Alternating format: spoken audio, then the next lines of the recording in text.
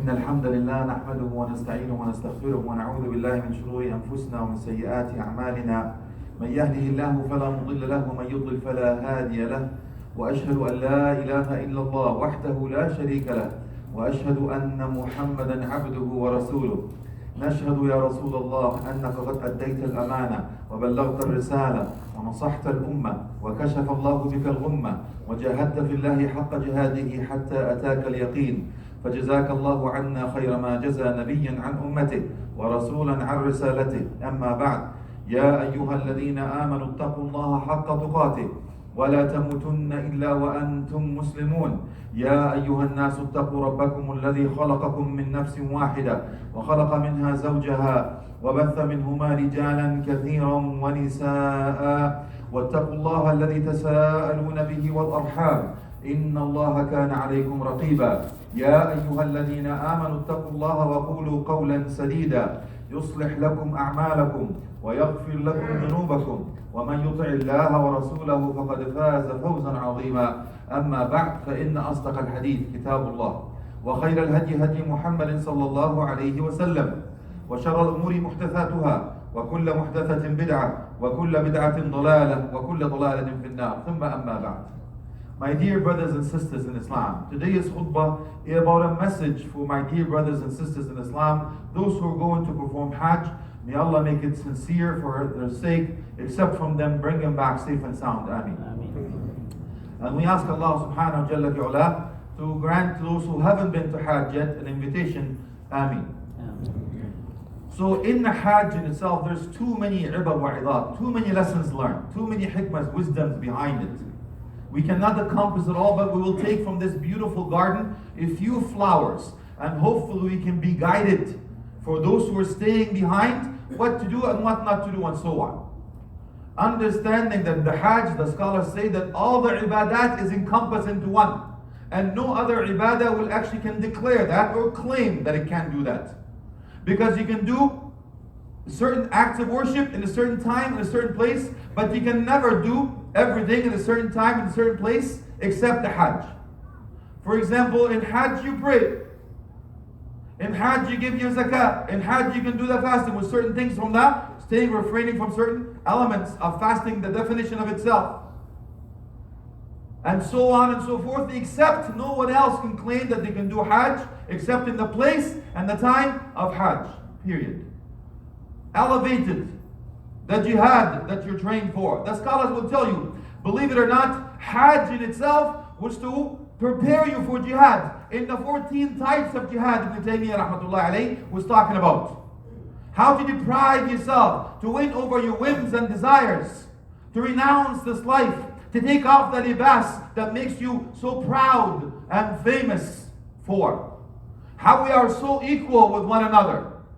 And how the reality of the end of this life, and how you are ending the Hajj in itself, and when you're leaving your family, and when you're coming back to seeing your family. So let us go through this quickly journey, understanding that that journey will have to end for all of us sometime, no way out.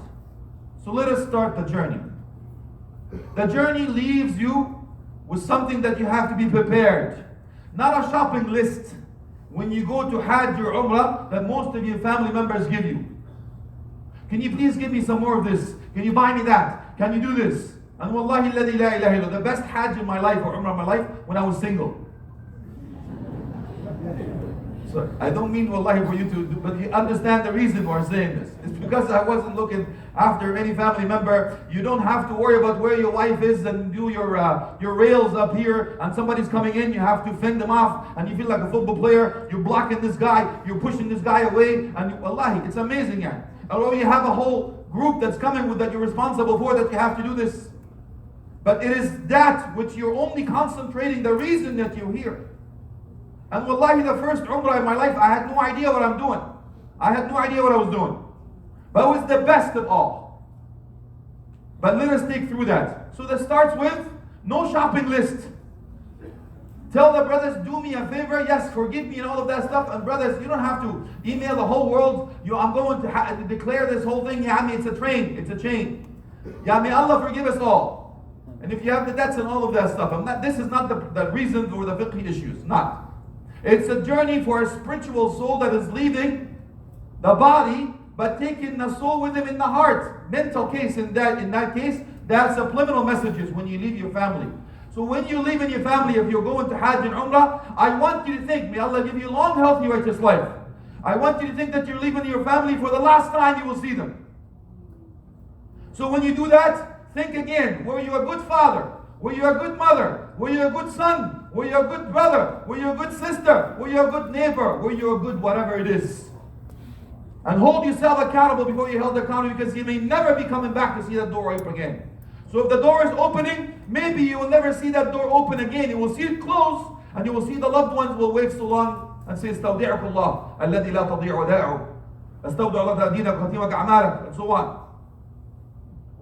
When you get in your car, I want you to think, what is it exactly? This is the coffin that is taking me. Why? Because in the airport, when you take the plane, as if your soul leaving your body. And if your soul leaves your body, you look down and look at the truth about this earth. The house you worked so hard for is exactly what you're leaving behind. So you have to think of what Umar al-Khattab radiallahu anhu used to say. Allahumma inni a'udhu bika min malin u'adhabu bihi ana fi qabri wa yatamatta'u bihi ghayri min ba'di. I seek protection in you, Allah, for my wealth that I will be personally held accountable for in my grave, but others behind me will enjoy. And once you do so, you look at that house you worked so hard for, and it will look such a speck of a dust on the ground. Because as the higher you go, the less of the materialistic possessions that you have and it means in this world for you. That means if your soul is so high, it hovers above the ground, above the average person that loves the dunya, that leaves nothing behind except what they've left behind in the dunya. You become an angelized person, more of a spiritual, not just a physical need. So the higher you go, you will see the world get smaller. Just like you go on the mountain, you have a point of view of the whole city, and you'll understand that you can see the horizon more. And that's what exactly the spiritual meaning of this journey is all about. And when you come close, you'll know that you're coming close to the King of Kings, not any king. This is the King of Kings, so you be careful what you say. Be careful what you do. And here's when you take a shower. So when you take a shower, my brothers and sisters, I want you to think this is your shower for your ghusl. And you wear your ihram, and that's your coffin, your shroud, what you're going to be shrouded in. And as you come close to the masjid, you remember where Jibreel alayhi salam came in to talk to Prophet Muhammad sallallahu alaihi wasallam and give him the revelations. You think about the story. You think that your feet may be touching the foot of Prophet Muhammad sallallahu alaihi wasallam somewhere. And understanding that your ultimate goal and pleasure to be with him in Jannah after a long, healthy, righteous life. And if you do that, rest assured that you will be tested. If you've been to Hajj, you'll know exactly what I'm talking about. Because you have to have so much patience. We cannot prepare you for it before you leave. You will see the true color of the ummah, where everybody else comes in. The rich, the poor, the ignorant, the scholar. Everyone comes in with different colors, with different languages, different cultures. But they will always say the same thing. No matter whether you speak Arabic or not. They have a unity of a declaration. لبيك اللهم لبيك لبيك لا شريك لك لبيك إن الحمد والنعمة لك والملك لا شريك لك. The declaration of Tawheed, sincerity and ikhlas, no matter what language you speak, will all united under that banner. So the scholars say you learn ikhlas from that. You learn sincerity, that I've answered your dua, Ya Allah, the call. And only you, Allah, sincerely for your sake, O Allah, I am coming. No ascribing partners unto you, O Allah. So if you're declaring that, akhi, how could you be still worshipping the qubur? How could you be going to the grave and says, إِذَا تَعَثَّرَتُ الْأُمُورِ فَعَلَيْكُمْ بِأَهْلِ الْقُبُورِ? If you're already declaring there's only one deity deserving to be worshipped, oh Ya Allah, I am coming for you, O Allah. وأتموا الحج والعمرة لله. Allah subhanahu wa ta'ala, complete the umrah and the hajj for Allah, for nobody else. Not for you to be called Hajj Fulan. Oh, you can't call me Muhammad now, man. Have to be Hajj Muhammad. You have a new name tag, dude. And wallahi la ilaha, I've seen it with my own eyes. Some people put it in the doorstep. You know, in the front door, in the home, Hajj Fulan and Fulan. How could you not say Musalli so and so, Muzakki that's it, I'm fasting this and that. So come down, my brother. It's between you and Allah. Yes, you celebrate the ibadah, but you don't have to declare it to the world. Understanding that, my brothers and sisters, also understanding the power of dua and the patience that you have to do. By simply saying labbaik Allahumma labbaik, you have to understand that I was mentioned thousands of years back. Who? Prophet Ibrahim alayhi salam, thousands of years back. But Allah subhanahu wa ta'ala answered your dua thousands of years later. So you have to have patience when you answer. Allah subhanahu wa ta'ala wants to hear your voice. And understanding that comes from Allah subhanahu wa ta'ala. Says, how do I declare it to the world? And they didn't have the internet and the Wi-Fi and www this and whatever that organ.net.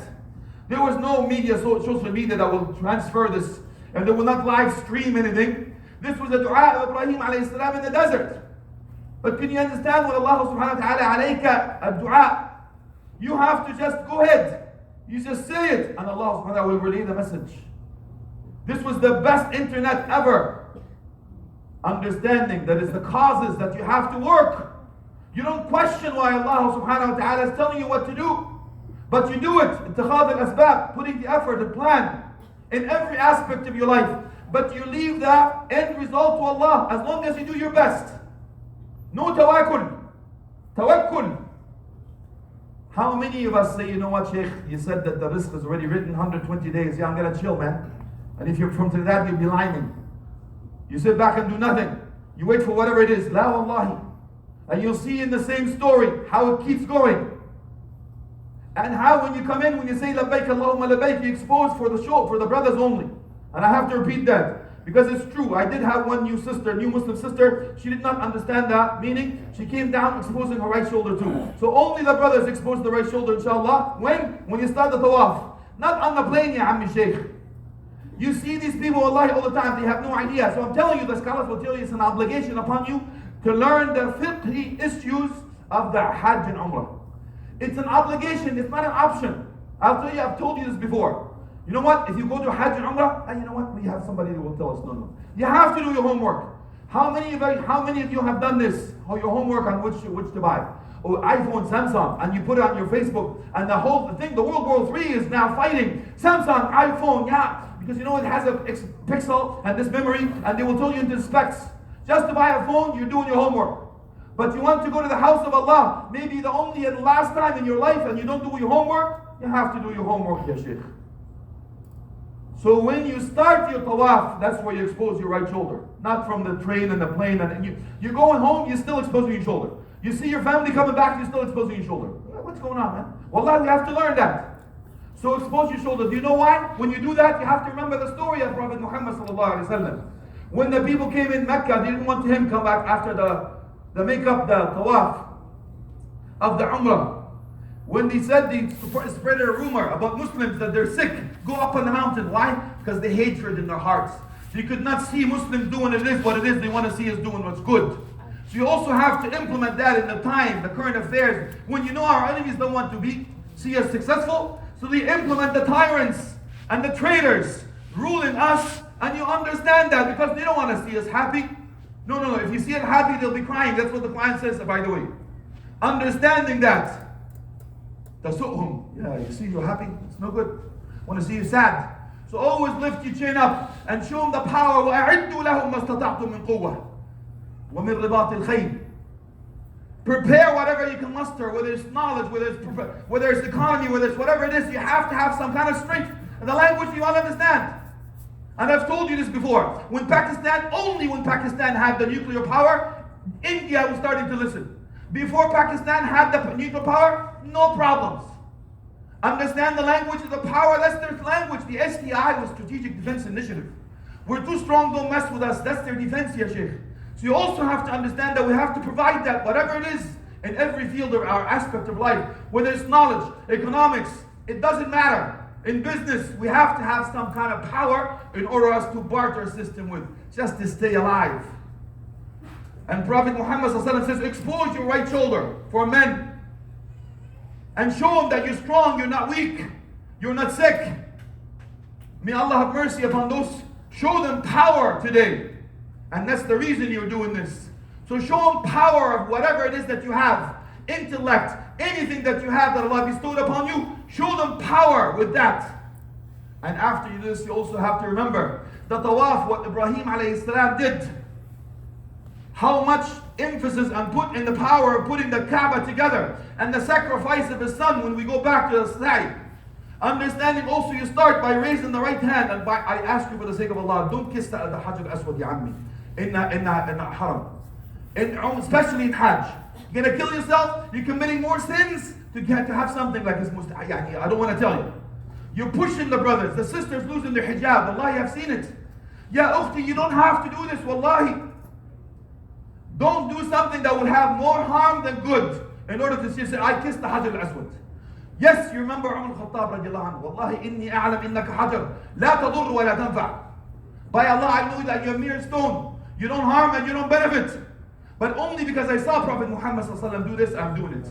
That means what? We follow the sunnah of Rasulullah, we don't question it.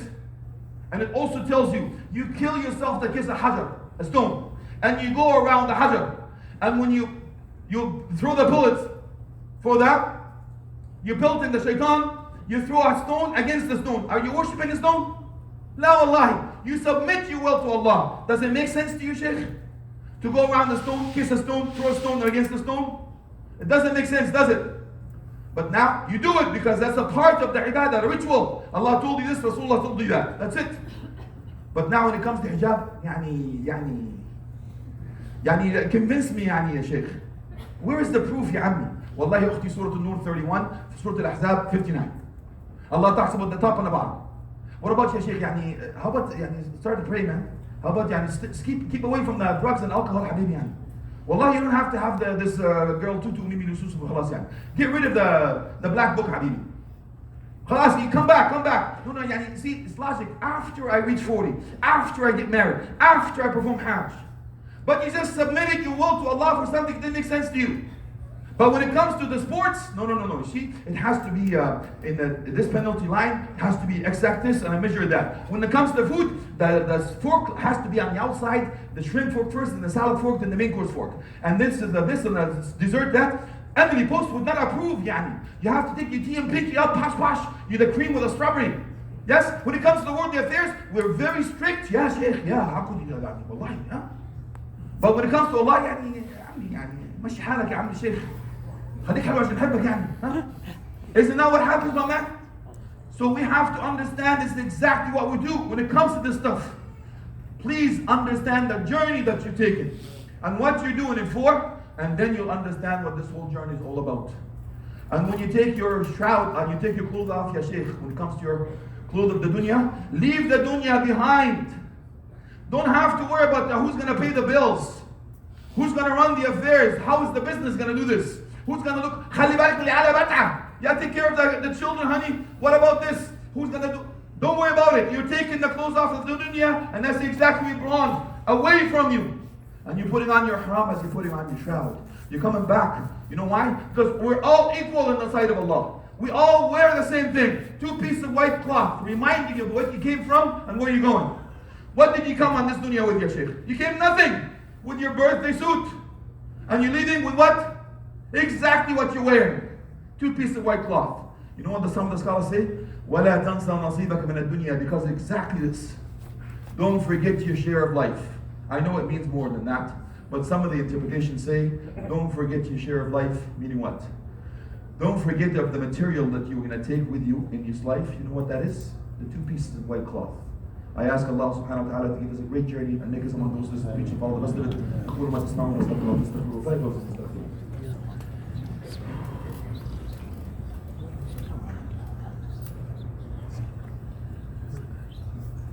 Alhamdulillah wa salatu wa salamu ala nabiyya ba'da amma ba'd.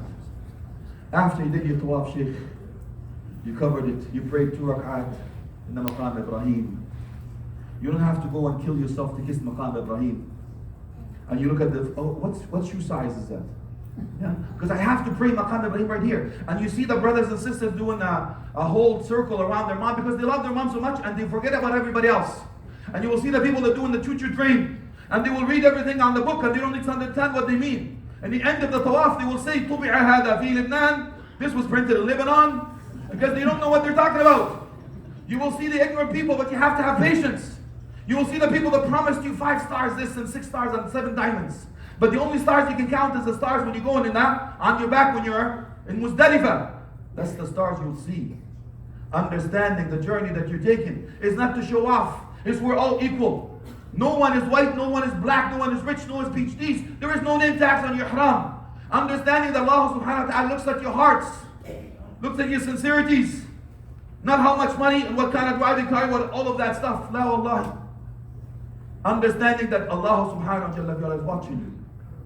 And Allah subhanahu wa ta'ala is the one that's going to hold you accountable in the grave.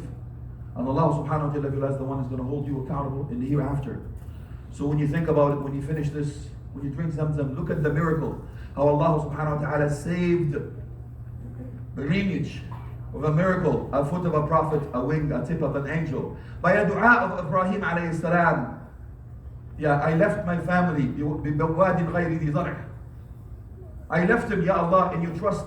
And you look at that solid sister that had yaqeen when Ibrahim alayhi salam, Radi'a, Ismail left him with Hajj, his wife. No shopping malls, no Wi-Fi, nothing, a desert. And some narration says, with a small water and a few dates.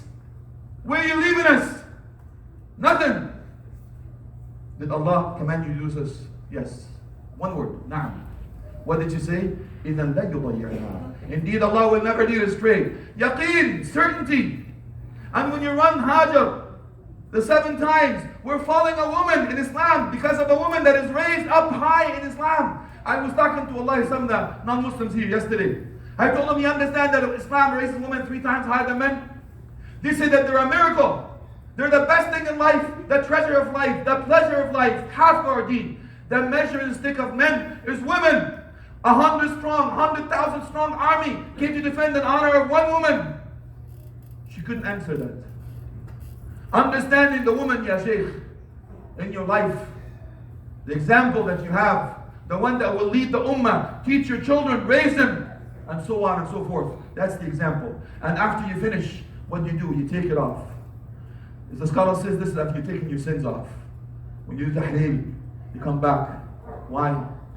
Because you are profiting. The scholar says it's okay, you're allowed to buy and sell. But the best profit that you will have is the sins being forgiven. And the best profit and the ultimate triumph and the unity, the friends and the family that you left behind, you want to meet them in Jannah after a long, healthy, righteous life. That is the ultimate triumph, and that is the ultimate prize when you come back from Hajj. And when you do come back from Hajj, I want you to challenge each other. Who's going to commit the first sin? Not me. Who's going to hold back? I will. And challenge yourself to carry whatever you learned from Hajj and that journey. Who's going to be competing for the sake of Allah? And I ask Allah subhanahu wa ta'ala to accept everyone that is going to Hajj. Ameen. Bring them back safe and sound. Ameen. And I ask you, Allah, to grant an invitation for those who haven't been to Hajj yet. Ameen. And I ask you, Allah, to forgive us all. To alleviate our sins. To exchange them with good deeds. And I ask Allah subhanahu wa ta'ala to have mercy upon our deceased. Cure our ill. Guide our misguided. And I ask Allah subhanahu wa ta'ala to guide us here in the dunya, to guide us with Prophet Muhammad sallallahu alaihi wasallam in the highest level of paradise with no accountability. Ameen. Wa alhamdulillah rabbil alameen wa sallam ala alihi wa sahbihi wa sallam. يا ربنا بحمدك ربنا جلاله وتبارك سلطانك اللهم صل على سيدنا محمد في الاولين والاخرين اللهم انصر الاسلام وعز المسلمين واعل بفضلك كلمتي الحق والدين واذل الشرك والمشركين اعداءك اعداء الدين اوقع الكافرين في الكافرين واوقع الظالمين في الظالمين واخرجنا من بينهم سالمين اللهم احفظنا بالاسلام قائمين واحفظنا بالاسلام قاعدين واحفظنا بالاسلام راقدين ولا تشمت بنا الاعداء ولا الحاسدين اللهم احفظنا من بين ايدينا ومن خلفنا وعن ايماننا وعن شمائلنا ومن فوقنا ونعوذ بعظمتنا ان نغتال من تحتنا اقالوا وتسمعون وما كان من فضل الانسان فمني من الشيطان والله ورسوله الغراء واعوذ بالله ان اذكركم به وانساه واقم الصلاه.